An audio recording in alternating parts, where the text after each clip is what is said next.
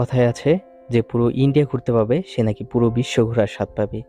এ কথার সাপেক্ষে আমি বলি যে পুরো সীতাকুণ্ড ঘুরতে পাবে সে পুরো বাংলাদেশ ঘোরার স্বাদ পাবে। এই সীতাকুণ্ডতে কি নেই? পাহাড়, ঝর্ণা, সমুদ্র, লেক, ঐতিহাসিক স্থান, এই সব কিছুর দেখা পাবেন একটি মাত্র উপজেলা, যার নাম সীতাকুণ্ড। আর একমাত্র সীতাকুণ্ডই এমন এক জায়গা যেখান থেকে আপনি পাহাড়, ঝর্ণা, সমুদ্র সবকিছুই সবচেয়ে কম খরচে ঘুরে দেখতে পাবেন। তো চলুন আজকের এই ভিডিওটাতে সীতাকুণ্ডের আশেপাশের চমৎকার 15টি জায়গা সম্পর্কে জেনে নিব। সেই সঙ্গে আপনাদেরকে জানানোর চেষ্টা করব এই জায়গাগুলোতে কিভাবে যাবেন, কত টাকাই বা লাগতে পারে, এরকম বিস্তারিত তথ্যগুলো। ফিরছি ছোট্ট একটা ইন্ট্রোর পর। আর এই সুযোগে আপনারা ভিডিওটাতে একটা লাইক দিয়ে চ্যানেলটা সাবস্ক্রাইব করে সাথেই থাকতে পারেন। আজকের এই ভিডিওটাতে শুধুমাত্র সীতাকুণ্ড না, বরং মিরসরাই থেকে শুরু করে সীতাকুণ্ড হয়ে ভাটিয়ারি পর্যন্ত 15টিরও বেশি জায়গা সম্পর্কে জানাবো।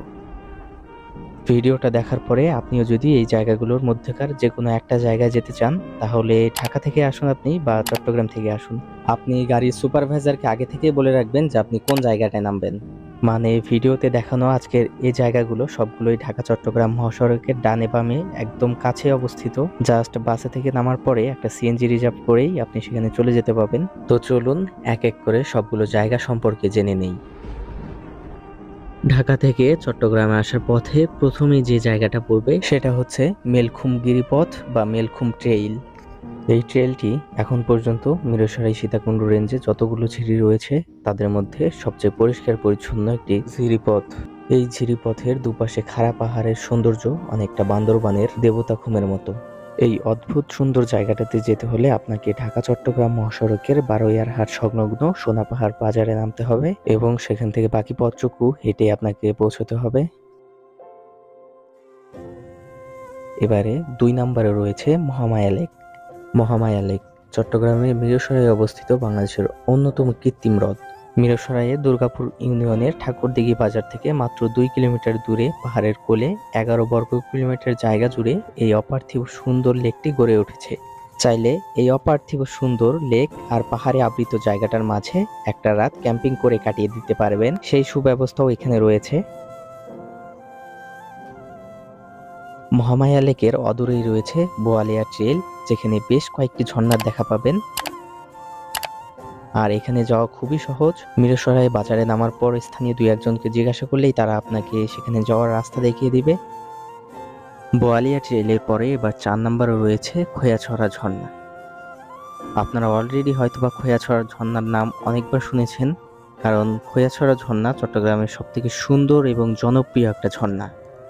এই ঝর্ণা সম্পর্কে আমার চ্যানেলে 17 মিনিটের একটা পূর্ণাঙ্গ ভিডিও রয়েছে।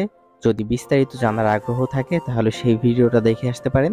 আর ওই ভিডিওটা দেখার পরে আশা করি খোয়াছড়া ঝর্ণা সম্পর্কে আপনার অনেক কিছুই জানা হয়ে যাবে। আই বাটনে ক্লিক করে ভিডিওটা দেখে আসতে পারেন।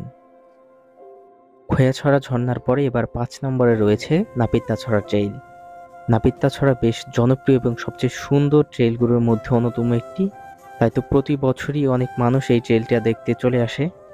নাপিতাছড়া ট্রেইলে যেতে হলে আপনাকে নয়দুয়ারি বাজারে নামতে হবে এবং সেখান থেকে কিছুটা পথ সিএনজিতে করে গিয়ে বাকিটা পথ হেঁটেই আপনাকে পৌঁছতে হবে। আর এই নাপিতাছড়া ট্রেইল নিয়েও আমার চ্যানেলে একটা বিস্তারিত ভিডিও আছে, তাই নাপিতাছড়া ট্রেইল সম্পর্কে এখানে বিস্তারিত জানাবো না। বিস্তারিত জানতে হলে আপনারা এই ভিডিওটা দেখে আসতে পারেন। আর এই সুযোগে আমরা পরবর্তী আরেকটা জায়গা সম্পর্কে জেনে নেই। এবারে 6 নম্বরে থাকে স্থানটির নাম হচ্ছে কমলদহ ট্রেইল বা রূপসী ঝর্ণা। রূপসী ঝর্ণায় কিভাবে যাবেন, কত টাকাই বা লাগবে, এখানে গিয়ে কি দেখতে পাবেন, এগুলো সম্পর্কে বিস্তারিত জানতে হলে আমার এই ভিডিওটা দেখে আসতে পারেন। সেখানে এগুলো সম্পর্কে বিস্তারিত জানানো রয়েছে, তাই এই ভিডিওতে সেগুলো সম্পর্কে আর বিস্তারিত জানাবো না। জাস্ট হালকা করে স্কিপ করে অন্য জায়গা সম্পর্কে আপনাদেরকে পরিচয় করিয়ে দিব। কমলদহ ট্রেইল বা রূপসী ঝর্ণার পর আপনারা দেখা পাবেন সহস্রধারা 2 ঝর্ণার। আপনি যদি পাহাড়ে খুব একটা ট্রেকিং করতে পারদর্শী না হন, মানে আপনার ইচ্ছা অনেক উঁচু থেকে পানি পড়বে এরকম একটা ঝর্ণা দেখবেন, তাহলে সহস্রধারা 2 ঝর্ণার বিকল্প নেই। এই ঝর্ণায় যাওয়ার পথটা খুবই সহজ। জাস্ট ঢাকা চট্টগ্রাম মহাসড়কের ছোট দরগাহাট বাজারে আপনি প্রথমে বাস থেকে নামবেন, এরপর একটা সিএনজিতে উঠে বসবেন, সিএনজি যেখানে নামিয়ে দিবে সেখান থেকে কিছুটা পথ হেঁটে হালকা করে কয়েকটা সিঁড়ি উঠলেই দেখতে পাবেন একটা লেক। জাস্ট বোটে করে লেকটা পার হলেই ঝর্ণার দেখা পাবেন আপনি। মানে এতটা সহজে এত সুন্দর একটা ঝর্ণা দেখা পাওয়া আসলে অবিশ্বাস্য একটা ব্যাপার। এই ঝর্ণা সম্পর্কেও একটা বিস্তারিত ভিডিও রয়েছে, তাই এখানে আর বিস্তারিত জানাবো না। সহস্রধারা 2 ঝর্ণার পরের স্থানটি হচ্ছে ঝরঝরি ট্রেইল। এই ট্রেইলে অনেকগুলো সুন্দর সুন্দর ঝর্ণা রয়েছে। এখানে যেতে হলে আপনাকে ঢাকা চট্টগ্রাম মহাসড়কের পান্থিশিলা বাজারে নামতে হবে, যেটা সীতাকুণ্ড বাজার থেকে একদম কাছেই। পান্থিশিলা বাজার থেকে চাইলে লোকাল কাউকে গাইড হিসাবে নিয়ে আপনি সেখানে চলে যেতে পারবেন। আর গ্রুপের সদস্য যদি বেশি হয় তাহলে আপনারা একাই যেতে পারবেন। ঝরঝরি ট্রেইলের পরে 9 নম্বরে যে স্থানটি রয়েছে সেটি হচ্ছে চন্দ্রনাথ পাহাড়। মেলখুম ট্রেইল থেকে শুরু করে এ পর্যন্ত আপনাদেরকে মাত্র 9টা জায়গা সম্পর্কে জানালাম।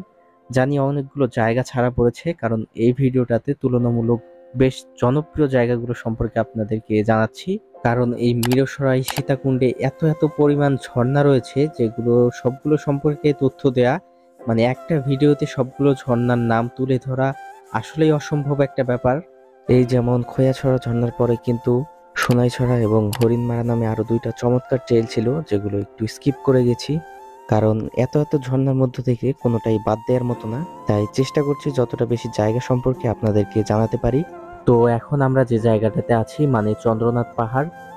এই পাহাড় সম্পর্কে আমার চ্যানেলে 29 মিনিটের একটা বিস্তারিত ভিডিও রয়েছে।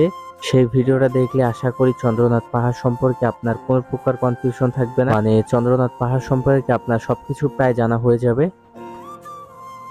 আর এতক্ষণ তো আমরা অনেক অনেক পাহাড়, ঝর্ণা এবং ট্রেইল সম্পর্কে জানলাম। এবার একটু সমুদ্রের দিকে যাই।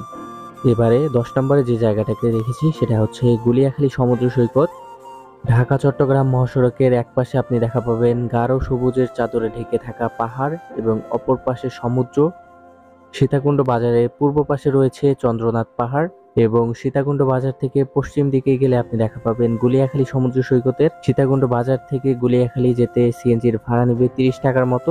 আর আরো বিস্তারিত জানতে এই ভিডিওটা দেখে নেবেন, তাহলে কোনো প্রকার কনফিউশন থাকার চান্স নেই। সবুজ কার্পেটের মতো ঘাসে আবৃত থাকা এই গুলিয়াখালী সমুদ্র সৈকতের সৌন্দর্য আসলে আশ্চর্যজনক। তো সমুদ্র সৈকত তো দেখা হয়ে গেল, এখন আবার একটু পাহাড়ের দিকে ফিরে আসি। সীতাকুণ্ড বাজার থেকে কিছুটা পথ সামনে এগিয়ে গেলে আপনি দেখা পাবেন সীতাকুণ্ড ইকো পার্কের। আর ইকো পার্কের ভেতরে দেখা পাবেন দুইটা চমৎকার ঝর্ণার, যার প্রথমটা হচ্ছে সুপ্তধারা এবং দ্বিতীয়টা সহস্রধারা 1। এবারে লিস্টের 12 নম্বরে রয়েছে অদ্ভুত সুন্দর এক জায়গা, বারবকুণ্ড। বারবকুণ্ড ট্রেইলে গেলে আপনি দেখা পাবেন চমৎকার সুন্দর ঝর্ণা, ঝিরিপথ এবং সবুজ পাহাড়। সেই সঙ্গে দেখতে পাবেন রহস্যজনক বারবকুণ্ড অগ্নিকুণ্ড, যেখানে প্রতিনিয়ত আগুন জ্বলতে থাকে। এই অদ্ভুত সুন্দর জায়গাটা দেখার জন্য হলেও আপনাকে বারবকুণ্ড যেতে হবে। এবারে 13 নম্বরে আবারও পাহাড় থেকে সমুদ্রের দিকে যাব, অর্থাৎ 13 নম্বরে যে জায়গাটা রয়েছে সেটা হচ্ছে বাঁশবাড়িয়া সমুদ্র সৈকত। বাঁশবাড়িয়া সমুদ্র সৈকতের জনপ্রিয়তার মূল কারণ হচ্ছে এই ব্রিজ বা জেটি ঘাটের জন্য। এখানে যেতে হলে আপনাকে ঢাকা চট্টগ্রাম মহাসড়কে বাঁশবাড়িয়া বাজারে নামতে হবে এবং সেখান থেকে একটা সিএনজিতে করে বাঁশবাড়িয়া সমুদ্র সৈকতে চলে যেতে পারবেন। এবারে 14 নম্বরে রয়েছে কুমিরাঘাট। কুমিরাঘাট বন্দরনগরী চট্টগ্রামের অন্যতম সুন্দর একটি জায়গা। পরন্ত বিকেল থেকে শুরু করে সন্ধ্যার আগ পর্যন্ত প্রকৃতির অপার সৌন্দর্যে সেজে ওঠে এই জায়গাটা। সাগর পাড়ে সময় কাটানোর জন্য এটি দারুণ একটি জায়গা। এবারে লিস্টের সর্বশেষ অর্থাৎ 15 নম্বরে যে জায়গাটা রয়েছে সেটা হচ্ছে অনিন্দ্য সুন্দর ভাটিয়ারি লেক এবং ভাটিয়ারি হাটহাজারী লিংক রোড। ভাটিয়ারি লেকটি পাহাড়ের কোলে সূর্যাস্তের সৌন্দর্য উপভোগ করার জন্য উপযুক্ত একটি জায়গা। এছাড়াও আপনি ভাটিয়ারি বাজার থেকে মাত্র 25 টাকায় লেগুনায় চড়ে পাহাড়ি আঁকাবাঁকা রাস্তার সৌন্দর্য উপভোগ করতে পাবেন। এই রাস্তাটায় ভ্রমণ করলে আপনি দেখতে পাবেন চমৎকার সুন্দর ভাটিয়ারি লেক, সেই সাথে ভাটিয়ারি গলফ ক্লাব, এছাড়াও অনেকগুলো জায়গা আছে। মূলত এই ভিডিওটাতে চেষ্টা করেছি সীতাকুণ্ডের আশেপাশের 15টি জায়গা ধারাবাহিকভাবে আপনাদের সামনে তুলে ধরার, অর্থাৎ মিরসরাই থেকে শুরু করে সীতাকুণ্ড হয়ে ভাটিয়ারি পর্যন্ত কোন জায়গাটার পরে কোন জায়গার অবস্থান সেটাই একটা সিকোয়েন্স অনুযায়ী আপনাদের সামনে তুলে ধরেছি। আশা করি সীতাকুণ্ড সম্পর্কে আমার এই ভিডিওটা আপনাদের একটু হলেও কাজে আসবে।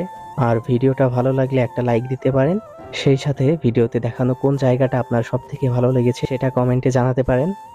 আর ঢাকা অথবা চট্টগ্রাম থেকে আপনি সীতাকুণ্ড ঘুরতে আসলে আপনার কত টাকাই বা খরচ হতে পারে এই সম্পর্কে ধারণা নিতে চাইলে ডিসক্রিপশন বক্স চেক করতে পারেন।